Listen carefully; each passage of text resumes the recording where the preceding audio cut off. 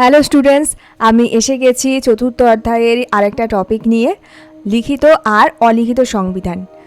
লিখিত আর অলিখিত সংবিধান সম্পর্কে আমি আগের ভিডিওতেও বলেছি, তবু একটু তোমাদের বলে দিই যে লিখিত সংবিধানটা কী আর অলিখিত সংবিধানটা কী। লিখিত সংবিধান হচ্ছে যেটা লিপিবদ্ধ থাকে, আর অলিখিত সংবিধান হলো যেটা লিপিবদ্ধ থাকে না। তো এদের মধ্যে পার্থক্য নিয়ে আজকে আমি আলোচনা করব যে এদের মধ্যে কি কি পার্থক্য রয়েছে। তো চলো আজকে সেই আলোচনায় যাওয়া যাক। লিখিত সংবিধানে সাংবিধানিক আইন হলো দেশের সর্বোচ্চ আইন। সরকার, প্রতিষ্ঠান বা কোনো ব্যক্তি এই আইনের বিরোধিতা করতে পারে না। সংবিধান বিরোধী কোনো আইন সরকার কর্তৃক প্রণীত হলে তা বাতিল হয়ে যায়। কিন্তু অলিখিত সংবিধানের ক্ষেত্রে সাংবিধানিক আইনের কোনো রূপ অস্তিত্ব থাকে না, সেখানে আইনসভা প্রণীত আইন শ্রেষ্ঠত্ব লাভ করে। এক্ষেত্রে যদি লিখিত সংবিধানে উদাহরণ দিই, তাহলে মার্কিন যুক্তরাষ্ট্রের সাংবিধানিক আইনের প্রাধান্য লক্ষ্য করা যায়। অপরদিকে অলিখিত সংবিধানের উদাহরণ যদি দিই, তাহলে ব্রিটেনের সংবিধান অলিখিত হওয়ায় সেখানে পার্লামেন্টের সার্বভৌমিকতা লক্ষ্য করা যায়। সংবিধান সংশোধন পদ্ধতির ক্ষেত্রেও পার্থক্য লক্ষ্য করা যায়। যেমন লিখিত সংবিধান সংশোধনের জন্য বিশেষ পদ্ধতির প্রয়োজন হয়, তাই লিখিত সংবিধানকে প্রকৃতিগতভাবে দুষ্পরিবর্তনীয় হতে দেখা যায়। এ প্রসঙ্গে মার্কিন যুক্তরাষ্ট্রের সংবিধানের কথা আমরা উল্লেখ করতে পারি। অন্যদিকে অলিখিত সংবিধানকে সাধারণ আইন প্রণয়নের মাধ্যমে সহজেই সংশোধন করা যায়, তাই অলিখিত সংবিধানকে আমরা সুপরিবর্তনীয় সংবিধান বলতে পারি। লিখিত সংবিধান হলো দেশের সর্বোচ্চ আইন, সেই কারণে সরকার সবসময় সংবিধান অনুসারে কাজ করতে বাধ্য থাকে। সরকারের পক্ষে খেয়াল খুশি মতো কোনো আইন প্রণয়ন করা সম্ভব নয়। কিন্তু অলিখিত সংবিধানে আইনসভা রাষ্ট্রের সর্বময় কর্তৃত্বের অধিকারী, সেহেতু সরকার যে কোনো আইন যে কোনো সময় প্রণয়ন করতে পারে। লিখিত সংবিধানে সাংবিধানিক আইন এবং সাধারণ আইনের মধ্যে পার্থক্য করা হয়, কিন্তু অলিখিত সংবিধানে কোনো পার্থক্য করা হয় না। লিখিত সংবিধানে সরকারের বিভিন্ন বিভাগের কার্যাবলী নির্দিষ্ট করে দেওয়া থাকে, তাই কোনো বিভাগ অন্য আরেক বিভাগের কাজ করতে পারে না। সরকারের কোনো বিভাগ যদি সংবিধান বিরোধী কোনো কাজ করে, তবে সে বিষয়ে যে কোনো ব্যক্তি আদালতে শরণাপন্ন হতে পারে। কিন্তু অলিখিত সংবিধানে আইন বিভাগ যেসব আইন প্রণয়ন করে সেগুলিকে বাতিল করার কোনো ক্ষমতা বিচার বিভাগের থাকে না। মৌলিক অধিকার রক্ষার ক্ষেত্রেও পার্থক্য লক্ষ্য করা যায়। যেসব দেশের সংবিধান লিখিত হয় সেই সব দেশের মৌলিক অধিকারগুলি সংবিধানে লিপিবদ্ধ থাকে। জনগণ তাদের অধিকার সম্পর্কে স্পষ্ট ধারণা লাভ করে। সরকারের কোনো বিভাগ মৌলিক অধিকারে হস্তক্ষেপ করলে জনগণ সেগুলিকে রক্ষা করার জন্য সংগ্রাম করতে পারে। তাই লিখিত সংবিধান হলো নাগরিকের অধিকারের রক্ষা কবচ। কিন্তু সংবিধান অলিখিত হলে মৌলিক অধিকার সম্পর্কে জনগণের কোনো সুস্পষ্ট ধারণা থাকে না। সেই কারণে সরকারের কোনো বিভাগ মৌলিক অধিকারে হস্তক্ষেপ করলেও জনসাধারণ তার প্রতিবাদ করতে পারে না। অধিকারগুলি সংবিধানে লিখিত না থাকায় আদালতও এক্ষেত্রে নাগরিকদের অধিকার রক্ষায় ব্যর্থ হয়। আবার লিখিত ও অলিখিত সংবিধানের মধ্যে পার্থক্য করা অনেকের মতে অবৈজ্ঞানিক ও অযৌক্তিক বলেও মনে হয়েছে। যেমন অধ্যাপক গেটেলের কথাই আমরা বলতে পারি। তার মতে লিখিত ও অলিখিত সংবিধানের মধ্যে পার্থক্য হচ্ছে মাত্রাগত, মূলগত নয়। তিনি যে ব্যাখ্যাগুলি দিয়েছেন সেগুলি হলো যে লিখিত সংবিধানগুলির মধ্যে এমন কিছু অলিখিত অংশ আছে যেগুলি আচার ব্যবহার, রীতিনীতি ইত্যাদির ওপর ভিত্তি করে গড়ে উঠেছে। মার্কিন যুক্তরাষ্ট্রের সংবিধানের কথা এ প্রসঙ্গে আমরা উল্লেখ করতে পারি। মার্কিন যুক্তরাষ্ট্রের লিখিত সংবিধানে কংগ্রেসের কার্যপদ্ধতি, দল, প্রথা, যুক্তরাষ্ট্রীয় আদালতের ক্ষমতা, ক্যাবিনেট ব্যবস্থা প্রভৃতি উল্লেখ না করলেও সেগুলি প্রথা, রীতিনীতির ওপর নির্ভর করে গড়ে উঠেছে। আবার অলিখিত সংবিধানেরও কিছু কিছু লিখিত অংশ থাকে। এ প্রসঙ্গে আমরা ব্রিটেনের সংবিধানে উল্লেখ করতে পারি।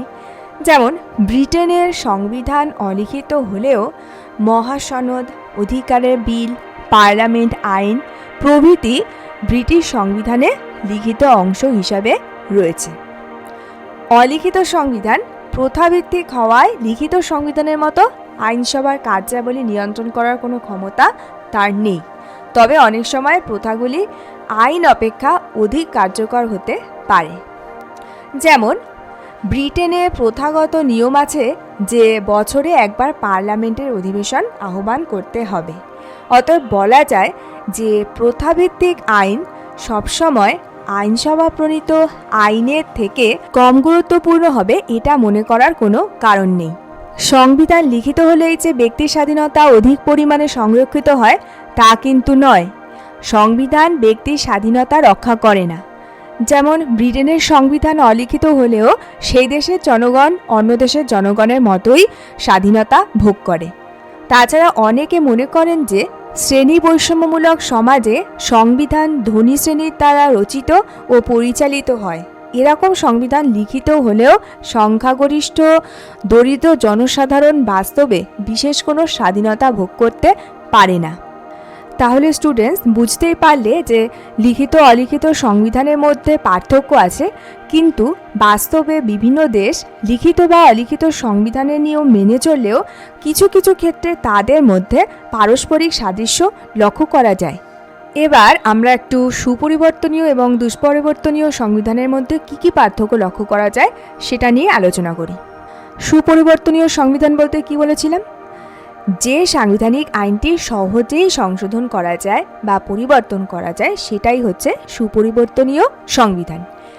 আর দুষ্পরিবর্তনীয় সংবিধানটি হলো এর একদম বিপরীত, যেটি সাধারণ আইন প্রণয়নের পদ্ধতি অনুসারে পরিবর্তন বা সংশোধন করা যায় না। এবার তাদের মধ্যে কী পার্থক্য লক্ষ্য করা যায় সেটা আমি তোমাদের বলছি।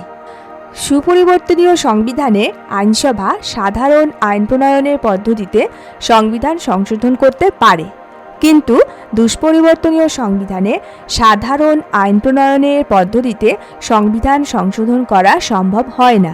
এক্ষেত্রে বিশেষ পদ্ধতির প্রয়োজন হয়। সুপরিবর্তনীয় সংশোধনের জন্য আইনসভার সংখ্যাগরিষ্ঠ সদস্যদের সমর্থন প্রয়োজন, কিন্তু দুষ্পরিবর্তনীয় সংবিধান সংশোধনের জন্য সংখ্যাগরিষ্ঠ সদস্যদের ভোটের থেকেও আরও বেশি ভোটের প্রয়োজন হয়।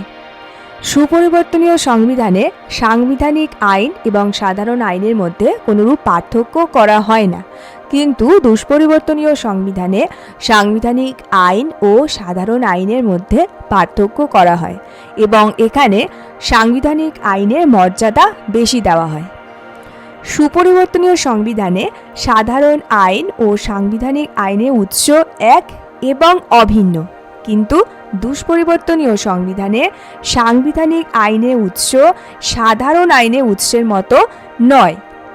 সুপরিবর্তনীয় সংবিধান লিখিত এবং অলিখিত দুই ধরনেরই হতে পারে, কিন্তু দুষ্পরিবর্তনীয় সংবিধান কেবল লিখিতই হয়।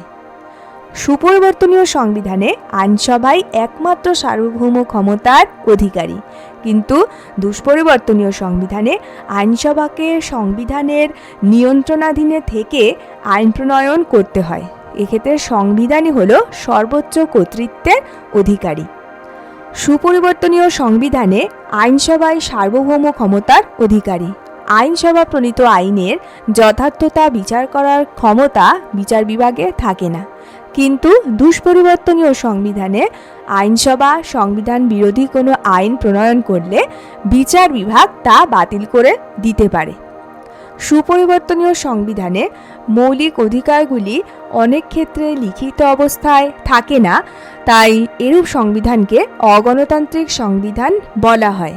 কিন্তু দুষ্পরিবর্তনীয় সংবিধানে নাগরিকদের মৌলিক অধিকারগুলি লিখিত অবস্থায় থাকে, তাই এরূপ সংবিধানকে গণতান্ত্রিক সংবিধান বলা হয়। লাওয়েলের মতে সুপরিবর্তনীয় এবং দুষ্পরিবর্তনীয় সংবিধানের মধ্যে পার্থক্য হচ্ছে মাত্রাগত, মূলগত নয়। যেটা আমরা লিখিত এবং অলিখিত সংবিধানের ক্ষেত্রেও দেখেছি, ঠিক একইভাবে এখানেও আমরা সেরকম দেখব।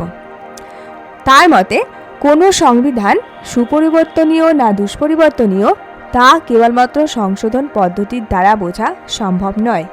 তার কিছু কারণ রয়েছে। কারণগুলি কি? দুষ্পরিবর্তনীয় সংবিধানে প্রথা, আচার ব্যবহার, রীতিনীতি, বিচারালয়ের রায় ইত্যাদি সংবিধানের পরিবর্তন ঘটাতে সক্ষম না হলেও এগুলি সংবিধানের যথেষ্ট পরিবর্তন করতে পারে। এগুলির সাহায্যে দুষ্পরিবর্তনীয় সংবিধান পরিবর্তন করা যায়। তখন এই সংবিধান আর দুষ্পরিবর্তনীয় সংবিধান থাকে না। আবার কোনো দেশের আইন পরিবর্তনের বিষয়টি সংশোধন পদ্ধতির ওপর যতখানি নির্ভর করে থাকে তার থেকেও বেশি নির্ভরশীল সমাজে প্রভাবশালী শ্রেণীর ইচ্ছা অনিচ্ছার ওপর। সংবিধান ওই শ্রেণীর স্বার্থ রক্ষা করতে না পারলে সুপরিবর্তনীয় সংবিধানেরও পরিবর্তন সম্ভব হয় না। এক্ষেত্রে আমরা ব্রিটিশ সংবিধানের কথা বলতে পারি। সংবিধান যদি একইভাবে প্রভাবশালী শ্রেণীর স্বার্থের বিরোধী হয় তাহলে দুষ্পরিবর্তনীয় সংবিধানও বারবার পরিবর্তিত হয়। কোনো আইনগত বাধা সংবিধান পরিবর্তনের পথে প্রতিবন্ধকতা সৃষ্টি করতে পারে না। এক্ষেত্রে বলা যায় যে মার্কিন যুক্তরাষ্ট্রের শাসক শ্রেণীর প্রয়োজনেই 1971 সালে সেই দেশের সংবিধান অর্থাৎ সেই দেশের দুষ্পরিবর্তনীয় সংবিধানকে 10 বার সংশোধন করা হয়েছিল। তাহলে স্টুডেন্টস, এই দু রকমের পার্থক্য থেকে আমি তোমাদের যেটা সংক্ষেপে বলতে পারি যে সেটি হলো লিখিত সংবিধান লিখিত হওয়ায় সেটি হলো দুষ্পরিবর্তনীয়, কারণ এটি সংশোধনের জন্য বিশেষ পদ্ধতির প্রয়োজন হয়। আবার অলিখিত সংবিধান অলিখিত হওয়ায় এটি হলো সুপরিবর্তনীয়, এটি সহজেই আইন প্রণয়নের মাধ্যমে সংশোধন করা যায়। তো স্টুডেন্টস, এটাই ছিল বিভিন্ন ধরনের সংবিধানের মধ্যে কীরকম পার্থক্য দেখা যায় তা নিয়ে একটি সংক্ষিপ্ত বর্ণনা। পরের ভিডিওতে আমি 4র্থ অধ্যায়েরই আরেকটা বিষয় নিয়ে আলোচনা করব। তো শেষ করার আগে আমি বলবো, যদি তোমাদের আমার ভিডিওগুলি ভালো লেগে থাকে তাহলে অবশ্যই সাবস্ক্রাইব করবে, শেয়ার করবে এবং তোমাদের মতামত অবশ্যই আমার কমেন্ট বক্সে জানাবে। ধন্যবাদ।